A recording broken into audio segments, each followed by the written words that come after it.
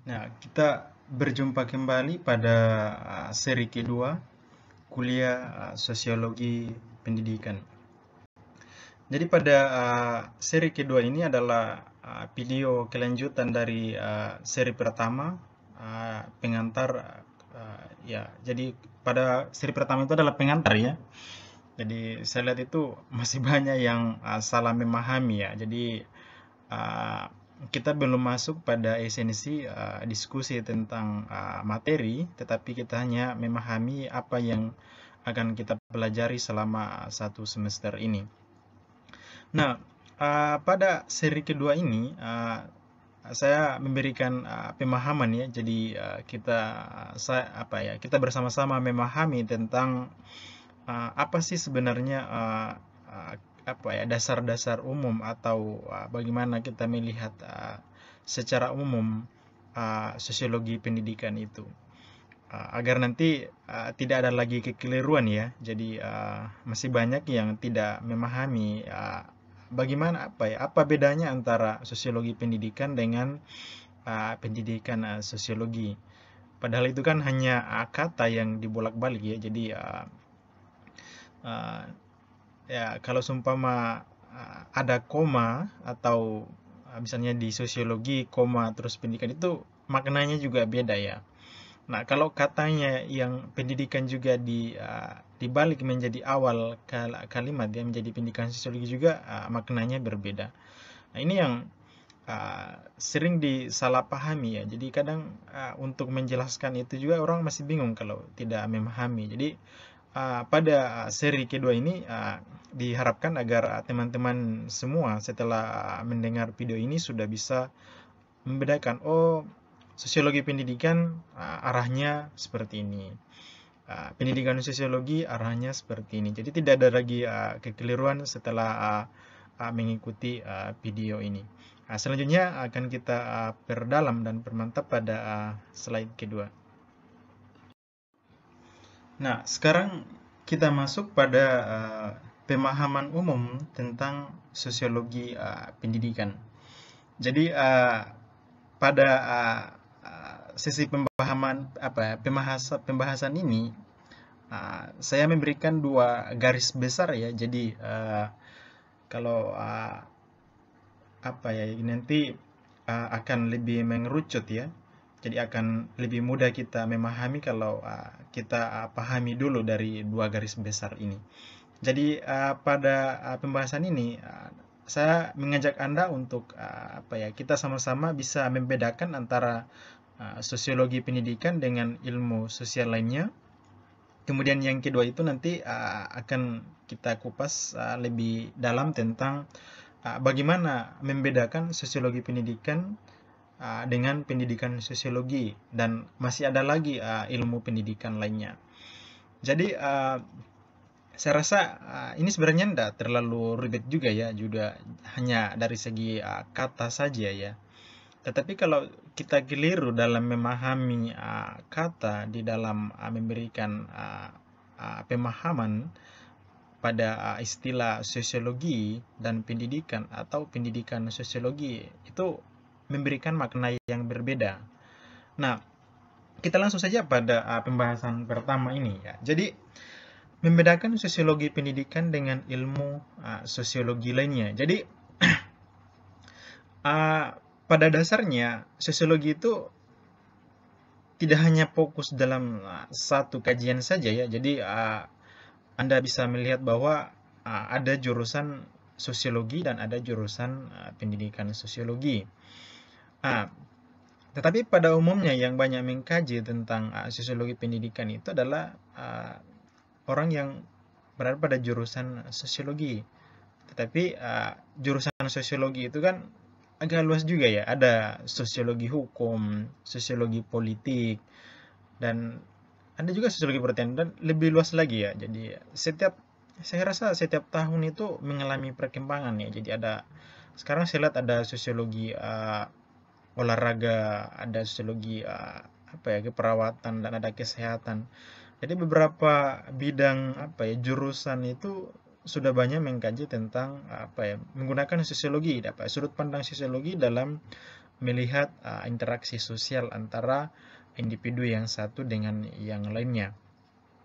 Nah, pada kajian ini, karena ini sosiologi pendidikan, jadi kalau kita jurusannya pendidikan sosiologi, otomatis ini salah satu mata kuliah yang wajib ya. Jadi sangat penting untuk kita bisa memahami teori-teori sosiologi dalam mengkaji pendidikan. Nah, di sini ilmu sosiologi digunakan untuk mengkaji fenomena sosial di lingkungan pendidikan. Nah, sosiologi pendidikan itu pada dasarnya adalah teori atau ilmu yang ada di dalam sosiologi atau pandangan dari para ahli sosiologi digunakan untuk mengkaji fenomena sosial yang ada di lingkungan pendidikan, sekolah, universitas, atau di luar dari itu. Misalnya pada dasarnya misalnya ada sekolah informal, non formal, dan ada formal juga ya. Jadi ketiganya itu sebenarnya pada dasarnya menggunakan sudut pandang sosiologi ya. Jadi nah kalau Anda lihat beberapa jurusan-jurusan misalnya pendidikan non formal itu kan itu lebih banyak menggunakan kajian sudut pandang sosiologi ya. Anda bisa baca bukunya misalnya Ivan Illich itu kan, dan Evert Reimer kan pada dasarnya kan mereka pakai sudut pandang sosiologi, dan ada filsafat ya. Jadi kalau ini sebenarnya kadang-kadang terkadang berbarengan nih antara filsafat ya. Jadi ya karena sosiologi sendiri kan lahir dari filsafat ya, filsafat ilmu sosial. Jadi sudut pandangnya arahnya ke situ. Nah, yang lebih detail juga ada ini ya.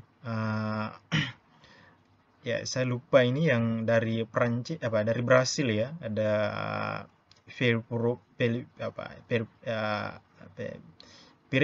Paul Perey.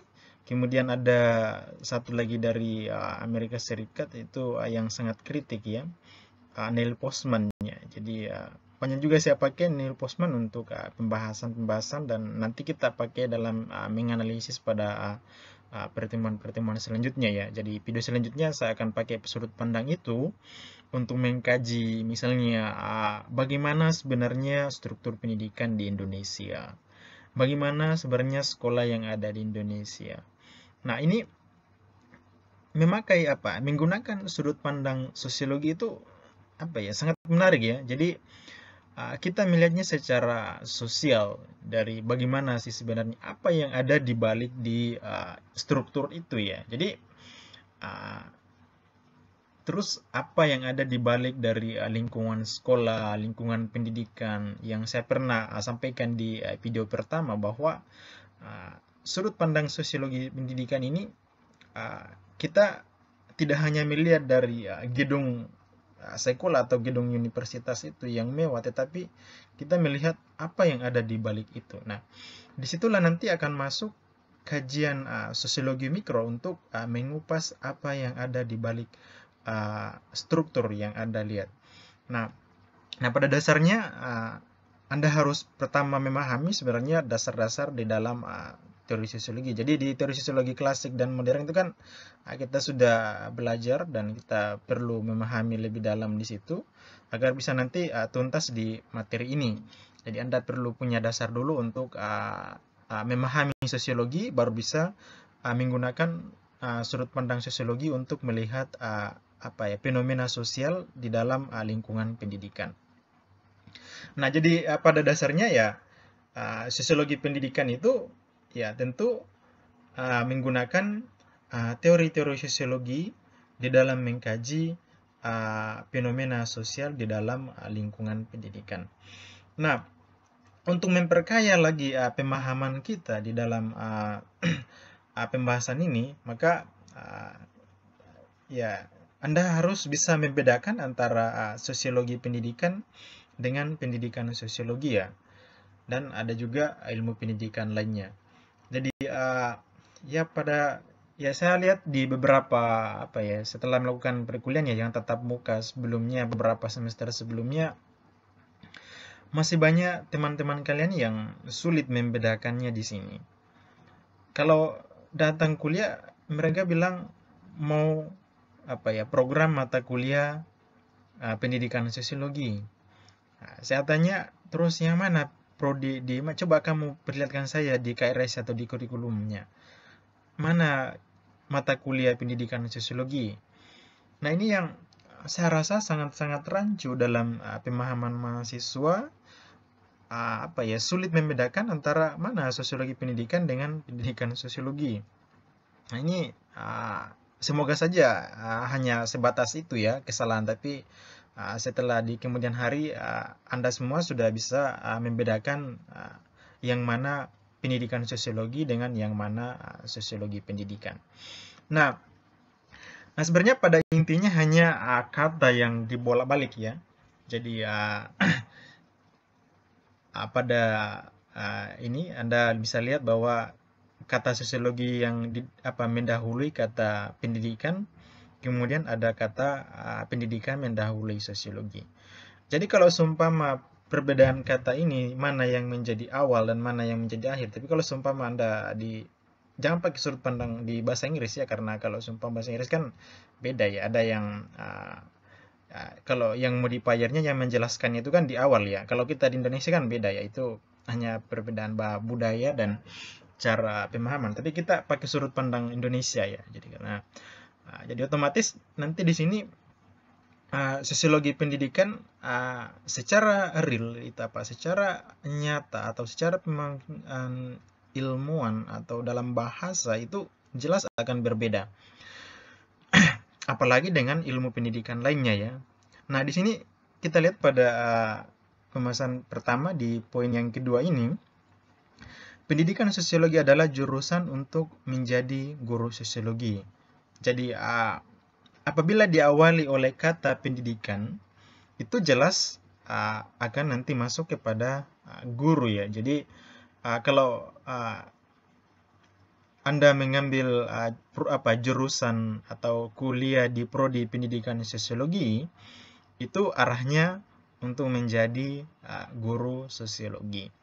Nah, otomatis di sini yang akan dipertajam di sini adalah pendidikannya ya. Jadi tapi juga banyak kekeliruan ya. Jadi kalau percuma juga sebenarnya Anda menguasai ilmu pendidikan tetapi tidak tahu ilmu sosiologi. Nah, gimana nanti ngajar, gimana nanti mau jadi guru ya. Nah, di sini sebenarnya nanti akan banyak permasalahan-permasalahan ya. Kenapa di sekolah itu harus jadi jurusannya harus pendidikan sosiologi untuk mengajar sosiologi? Karena dari beberapa penelitian mengatakan bahwa selama ini sosiologi di sekolah-sekolah atau beberapa sekolah itu pembelajaran sosiologi di sekolah itu kurang menarik ya, dan guru-gurunya kurang memberikan pembelajaran yang kurang menarik terhadap siswa, sehingga banyak siswa yang tidak suka belajar sosiologi ya, meskipun ada yang suka tetapi saya kira tidak terlalu banyak. Nah, ini banyak sekali terjadi di dalam fenomena-fenomena pendidikan yang ada di Indonesia ya. Nah, kenapa itu terjadi? Dari beberapa penelitian juga yang saya pernah baca bahwa karena pada umumnya guru yang mengajar di sekolah itu bukan jurusan pendidikan sosiologi, tetapi sosiologi murni ya. Nah, ini yang menjadi masalah karena memang yang mengajar itu adalah ahli terhadap sosiologi itu, tetapi cara penyampaiannya, pemilihan metode pembelajaran, bagaimana cara interaksi antara siswa dengan guru, pemilihan metode dengan materi ajar itu tidak akurat. Kenapa? Karena kalau hanya jurusan sosiologi, mereka tidak belajar tentang ilmu pendidikan. Sedangkan di ilmu pendidikan itu kita banyak belajar tentang metode pembelajaran, strategi pembelajaran, pendekatan pembelajaran, teknik pembelajaran, penyusunan materi ajar, dan seterusnya. Nah, makanya untuk menjadi guru sosiologi itu harus berasal dari prodi pendidikan sosiologi. Nah, di sini pendidikan sosiologi tidak menjadi sebuah jurusan, tidak menjadi sebuah bidang ilmu, tetapi dia menjadi jurusan ya. Jadi nanti jangan sampai ada kekeliruan dalam memahaminya ya. Nah, pada poin kedua, Anda bisa lihat bahwa sosiologi pendidikan adalah sebuah bidang ilmu atau kalian. Nah, di sini sosiologi pendidikan itu yang menjadi sebuah bidang ilmu. Nah, bisa saja nanti Anda menjadi bidang ilmunya adalah sosiologi pendidikan. Jadi Anda memahami secara detail tentang teori-teori sosiologi. Nah, tetapi saya kembali lagi tadi ke persoalan pertama bahwa ada kesalahan-kesalahan atau banyak permasalahan yang dihadapi oleh guru sosiologi atau siswa di sekolah ya. Seperti yang timbal balik tadi dari pendidikan sosiologi ya. Jadi banyak juga guru yang memahami tentang pendidikan, tetapi mereka tidak memahami secara detail tentang sosiologi. Nah, ini juga rumit untuk mengajar sosiologi. Mereka tahu tentang metode, strategi, dan macam-macam lainnya ya. Misalnya pendekatan teori pembelajaran. Tetapi yang mau diajarkan itu keliru dan tidak tahu apa yang mau diajarkan. Nah, juga di sini menjadi juga sebuah permasalahan. Kenapa? Karena yang mengajar sosiologi di sekolah itu memang orang pendidikan, tetapi bukan pendidikan sosiologi. Misalnya jurusannya sejarah, IPS atau mau geografi. Nah, bahkan ada yang dari matematika mengajar juga di sosiologi. Kenapa? Karena mereka memang memandang enteng bahwa sosiologi itu kan gampang saja karena itu hanya ilmu tentang masyarakat yang dialami, jadi gampang dijelaskan. Nah, sudut pandang seperti inilah yang kemudian banyak merancu atau merusak pembelajaran sosiologi di sekolah. Nah, ini yang tapi ya itulah sistem pendidikan kita yang sekarang ya. Sekarang banyak jurusan pendidikan ya, pendidikan sosiologi, apalagi sekarang sudah ada alumni di NTT. Nah, ini yang tetapi kurikulum pendidikan kita atau kebijakan pendidikan di sekolah-sekolah itu masih mempertahankan guru-guru yang tersebut. Kenapa? Karena prinsipnya bahwa kalau sudah lama mengajar sosiologi pasti akan pintar ya. Ya, tapi ya itulah namanya paradigma konvensional. Jadi kurikulum kita memang masih dikekang oleh cara berpikir yang konvensional, sehingga itu yang sulit maju ya. Nah, ini yang saya sebutkan tadi bahwa kalau pakai sudut pandang sosiologi itu sudah banyak ini yang dikritik oleh Paul Freire ya. Dan beberapa tokoh sosiologi tokoh-tokoh lainnya dalam filsafat pendidikan itu yang ya permasalahan-permasalahan itu ya itu yang banyak kita temukan di Indonesia ya. Orang yang menganggap bahwa dia ahli di semua bidang itu yang membuat rancu sebenarnya sistem pendidikan kita. Kalau Anda pakai sosiologi pendidikan dalam melihat fenomena sosial dan pendidikan itu, nah itu yang akan Anda temukan tentang bagaimana cara pembelajaran itu, kenapa kok sepertinya. Ini sudut pandangnya dengan menggunakan sosiologi pendidikan itu ya itu sangat menarik untuk Anda bisa kaji struktur pendidikan, cara kerja, bagaimana kebijakan di dalam pendidikan ya sangat tepat kalau kita menggunakan teori-teori sosiologi.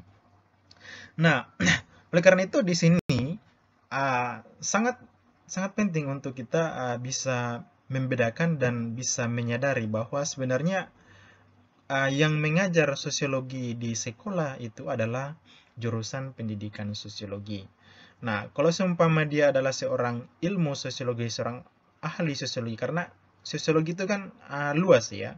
Ada sosiologi ekonomi tadi yang saya sebutkan dan beberapa sosiologi lainnya itu kan memiliki spesifik sendiri. Jadi kalau orang yang ahli atau pakar di bidang itu maka dia akan menggunakan ilmunya pada apa yang dia kuasai untuk aplikasinya di dalam masyarakat.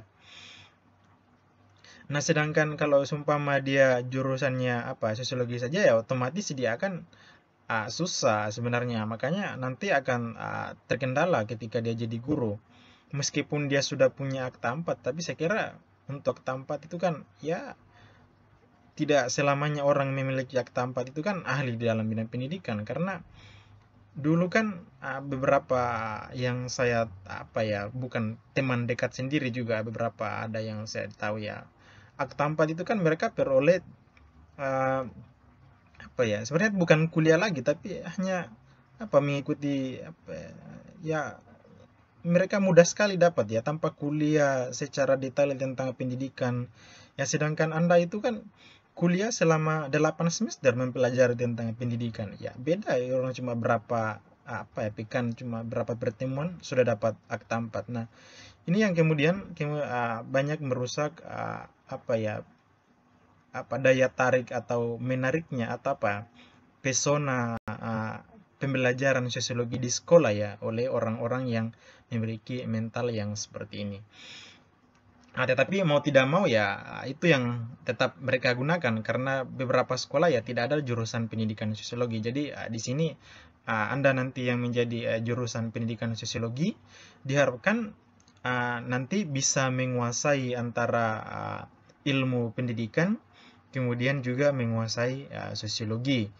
Jadi tidak hanya satu ya, makanya Anda belajar dua hal di dalam pendidikan sosiologi itu, harus bisa pendidikan dan harus bisa sosiologi.